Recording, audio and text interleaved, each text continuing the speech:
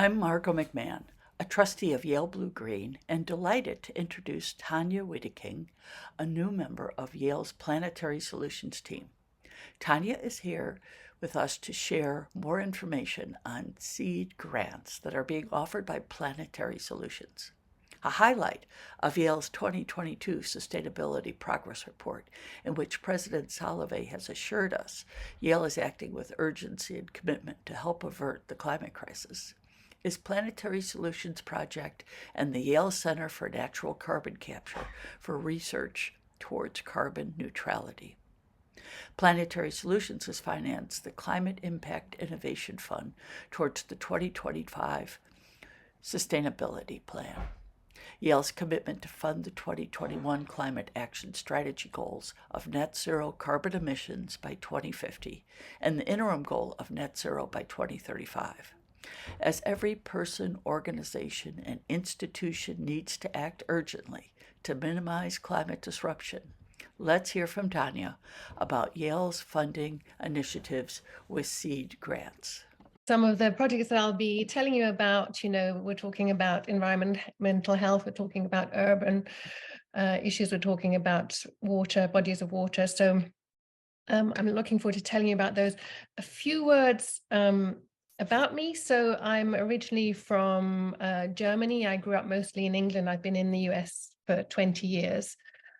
And this morning I attended a workshop. It was a sort of training program on first sponsorship. So being an effective mentor and leader to people within your organization. And one of the exercises we were given, we were supposed to pair up, was to talk about the why of what we do. So just sort of get to the core beyond like the location and the compensation and the title, like what is it that motivates us?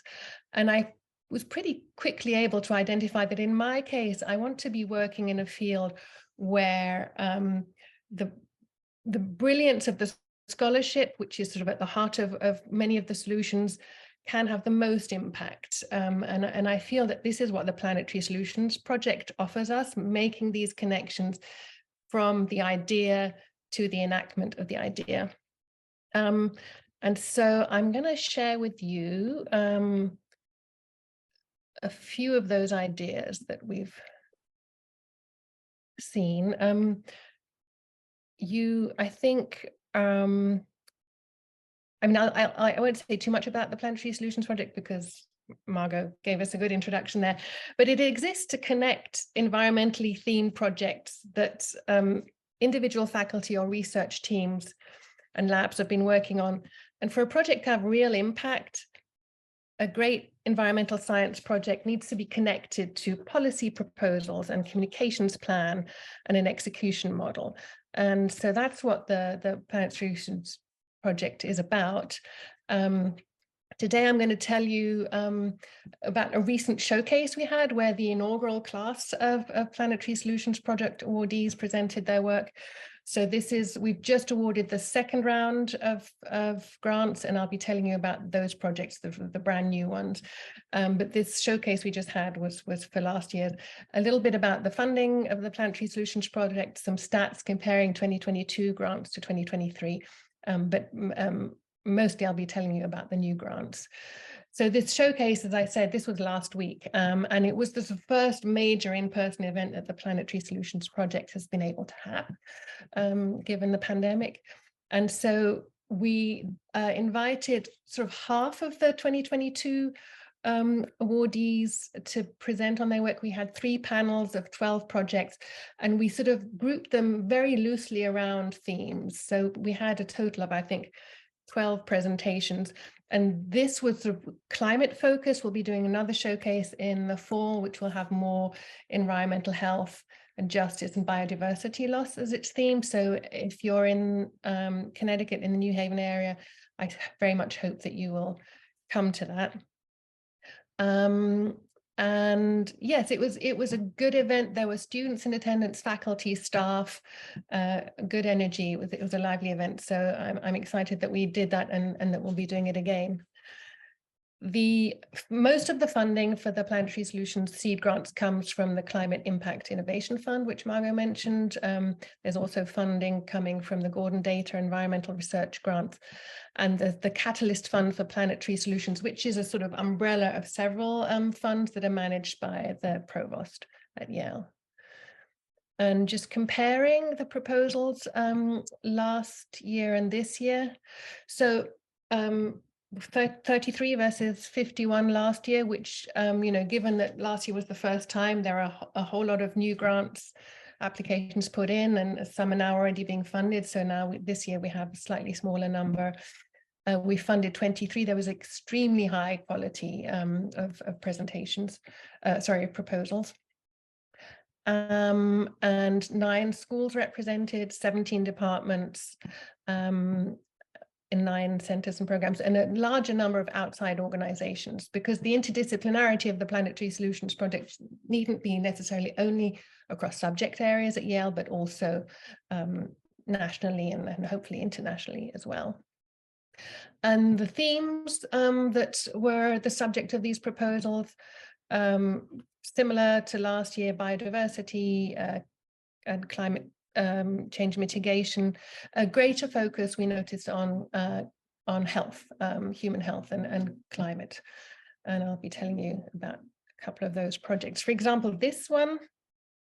As I said, there were 23 projects being funded. It would just take far too long if I were to tell you about every single one. So I've chosen a sort of representative selection.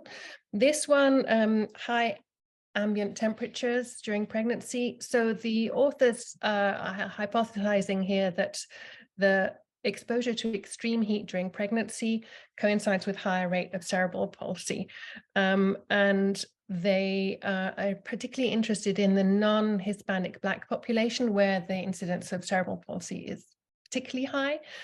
They have a very large sample size of 10,000, greater than 10,000 subjects. And these are all the cases of cerebral palsy that were recorded in California from the year 2000 to 2015.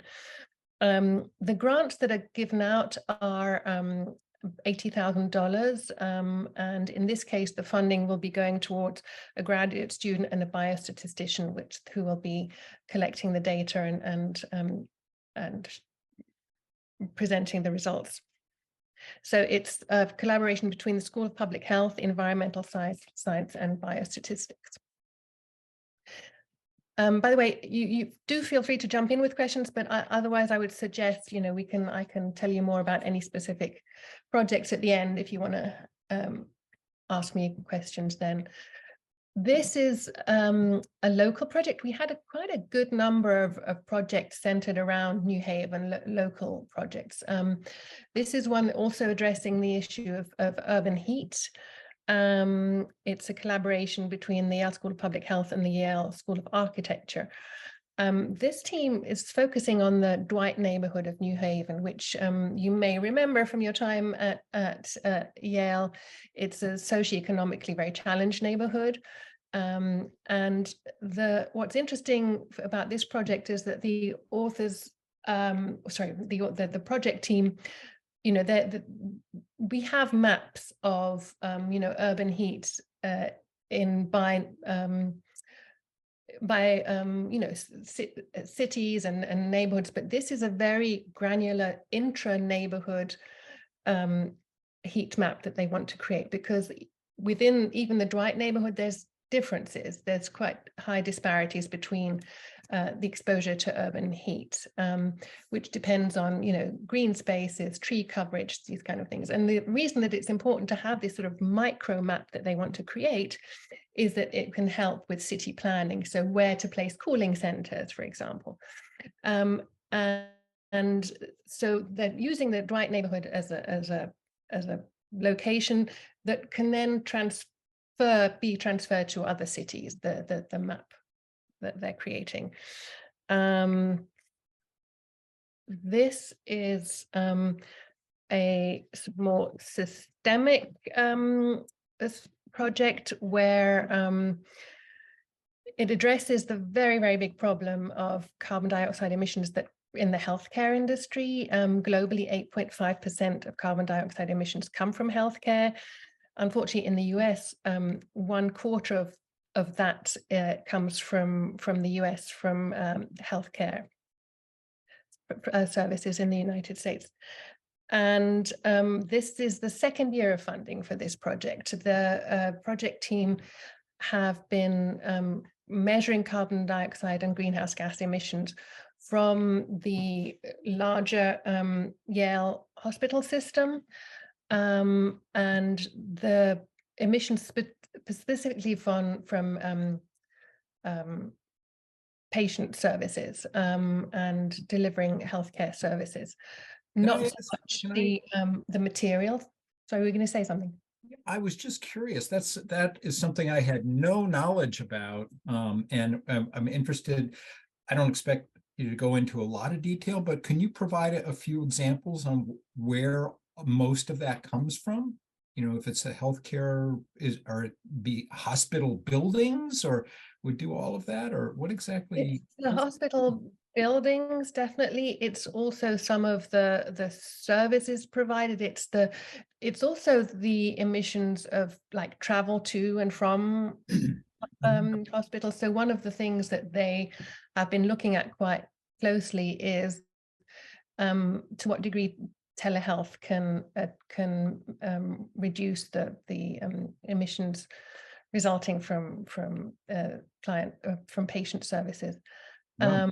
without compromising patient safety, obviously. Mm-hmm. But I certainly, I'm always sort of horrified by the amount of waste that we see in delivery of healthcare services. And Jody Sherman, who's one of the co-PIs, said, it's actually at the moment not even worth looking at that. The far, far, far bigger emissions are coming not from the materials, but from the services that are provided.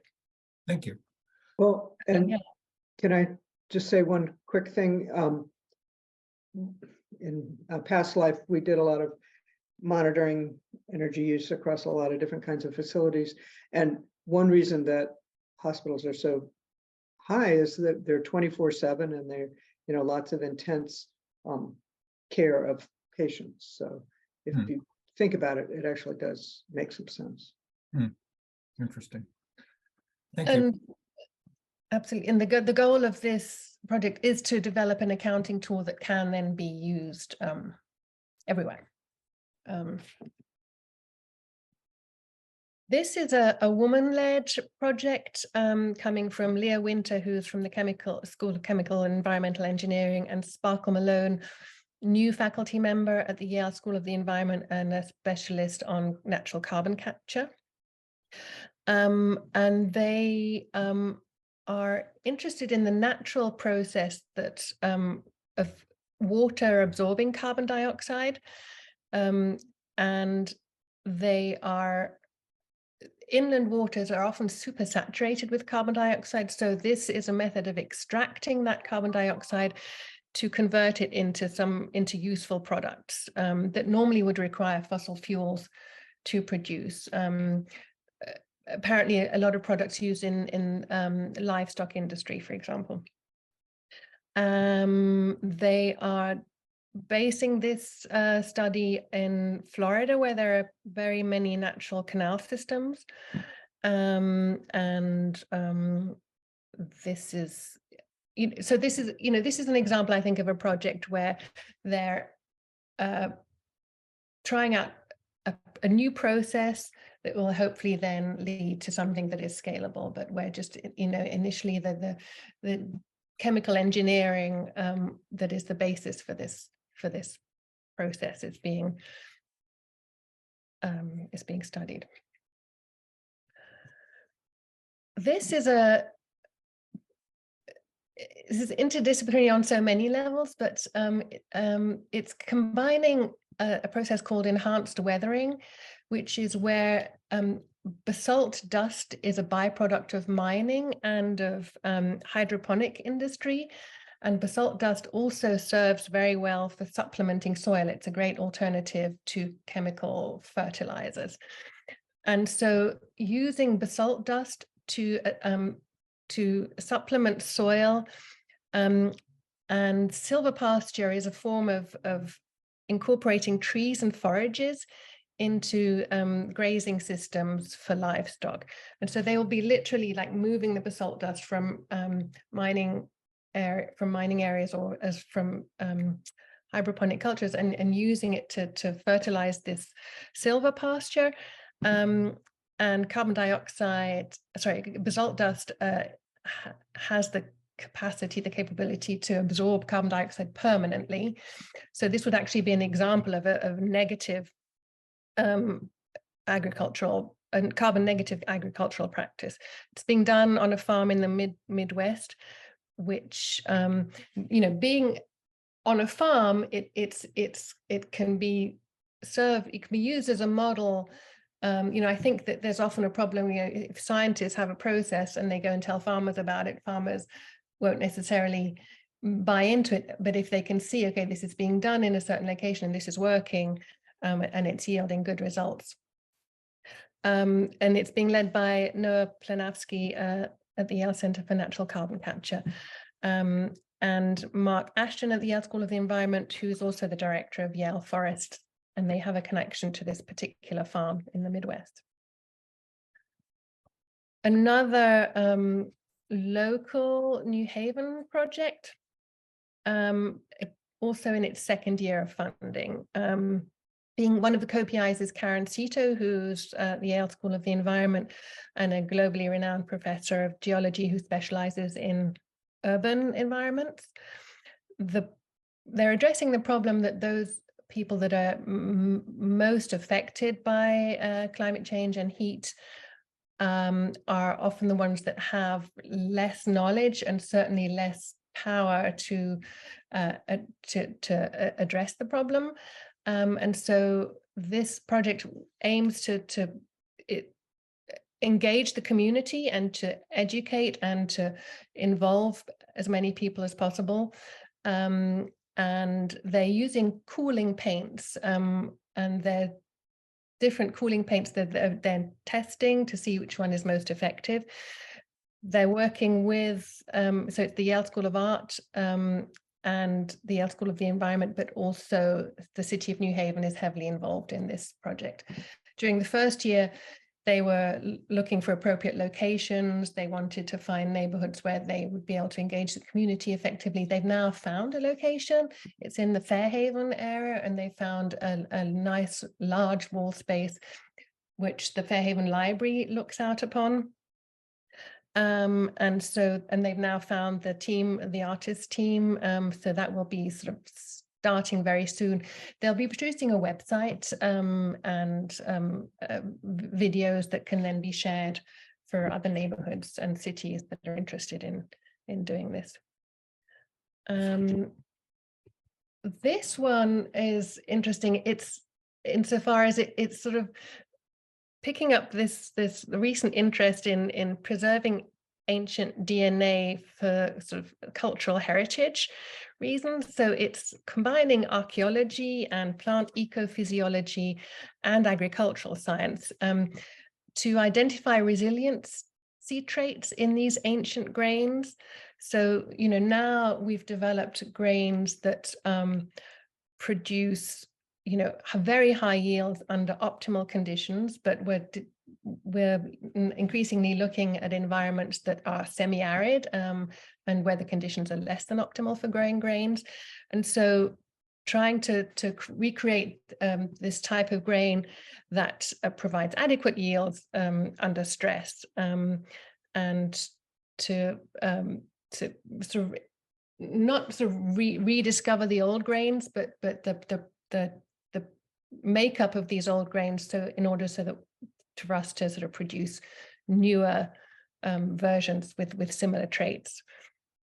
This is interdisciplinary, interinstitutionally, if you will, in that it's Craig Broderson from the Yale School of the Environment, but also faculty from Wesleyan University and from the Nature Conservancy.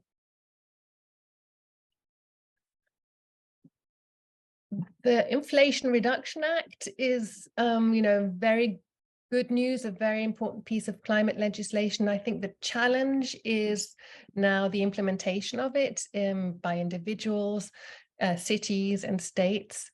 This project is being led by Dave Wilkinson, who is a director of the new Tobin Center for Economic Policy. He has a lot of policy experience, and Ken Gillingham from the Yale School of the Environment.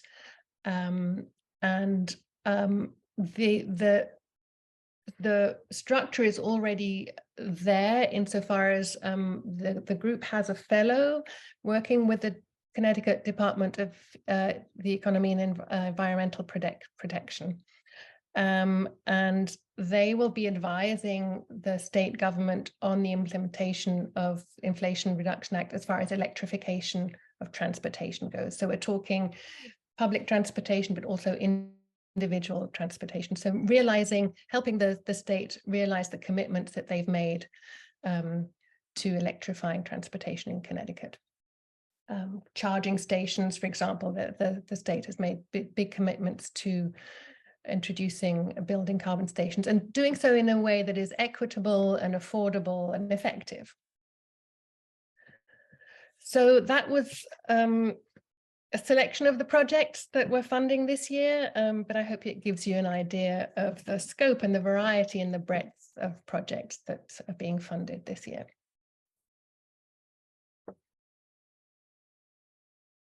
And do let me know if there's anything more you'd like me to share. I have a little question on the art program. I've heard that there is a paint that could go on the outside of buildings that absorbs carbon. Is that program working with that carbon absorbing paint?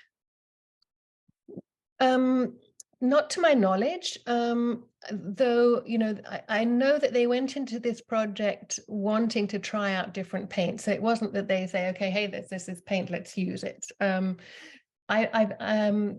That will be very interesting, I think, to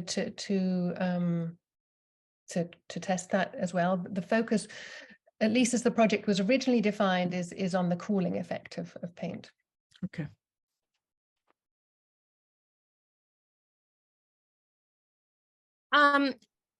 Oh, Paul, I'm sorry. Go ahead. You have your hand up. Judith, go ahead. I'll follow. Okay. Thank you for that presentation. I have a question about the very first proposal about exposure to high heat during pregnancy and the risk of cerebral palsy. Is that being done in Connecticut, in New Haven, or can you talk more about that? So they're using, this is a data-driven study at the moment. And so they're using, I guess they have very good data for California. But because of this large sample size, it's going to be representative enough to, to give results that can be considered, globally, or at least within the US. Nationally. Okay, great. Thank you. Tanya, Paul here. I just echo what Judith said. It's really great to have you here and to hear you speak about these projects. I've been interested in this Planetary Solutions Initiative since I first got word of it. I think that we all are very excited about Yale's potential to step up its leadership role. Just a comment is that, I'm out here in Berkeley, and so I'd love to have the invitation to the in-person event you described, but wasn't able to hop on the plane that day.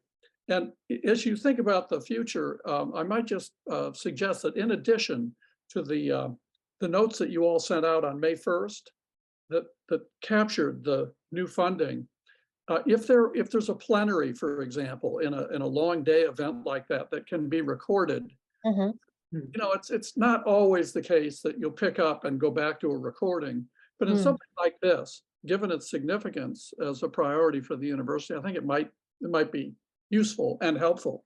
But here's my question, and this comes, Lauren will. I totally agree with you, Paul, that the reason I think we wanted to do it this way on this occasion is we really wanted to sort of have as much of an in-person community event right. as possible.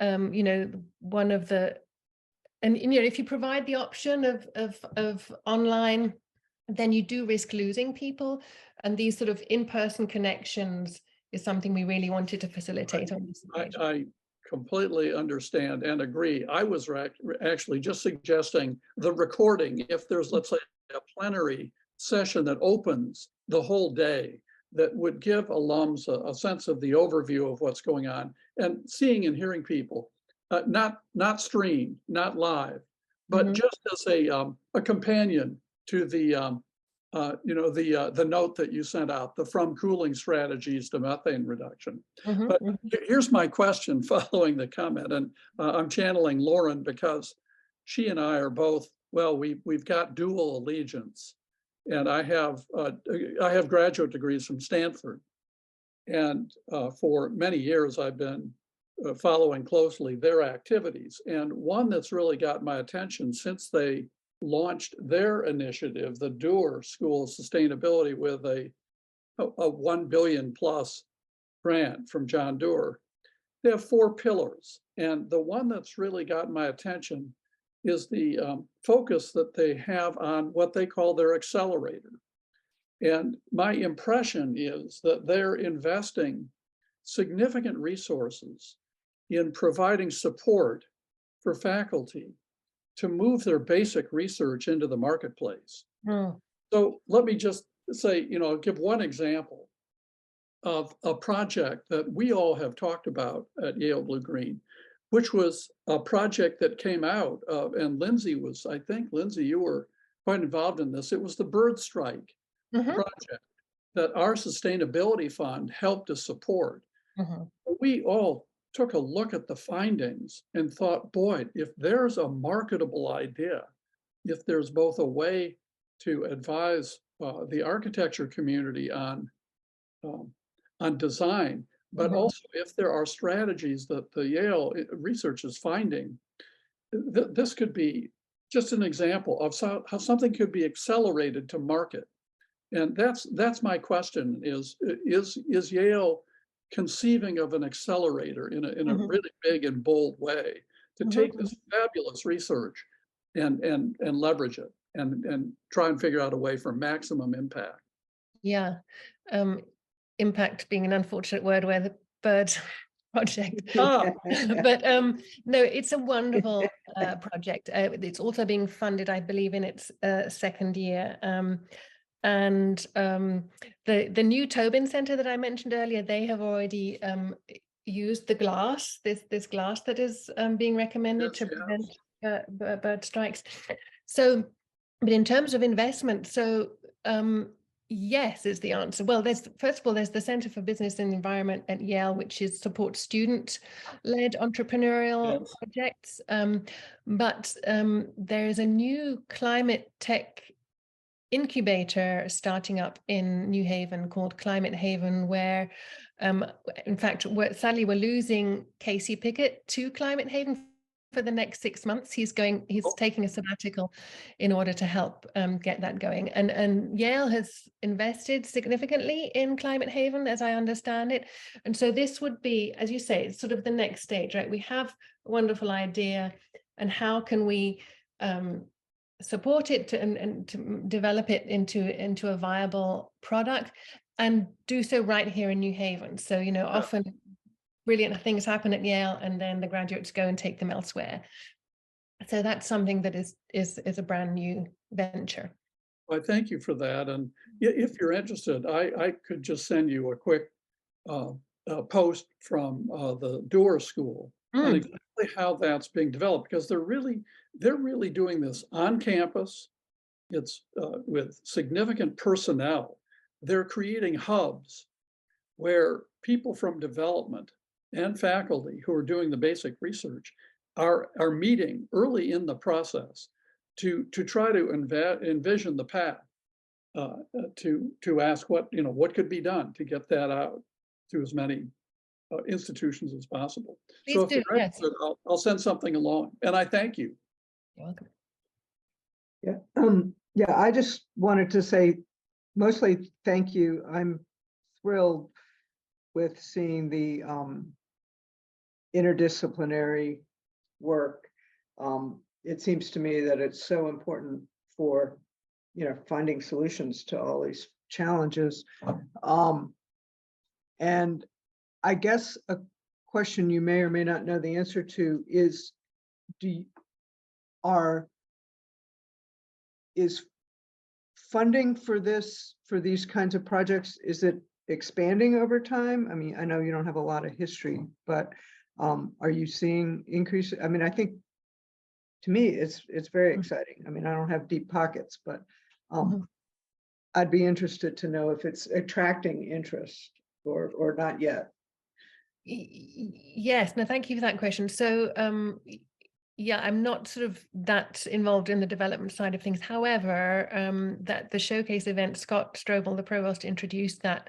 And I was very happy to hear there that we have 30 years of funding supporting the Planetary Solutions Project, which if you think about it, like in 30 years, we really need to have the solutions by then, right? And so that was very encouraging. But in terms of new funding, I believe that it's an area that development is doing well in, but I don't know for sure. Yeah. Thank you. 30 years is exciting.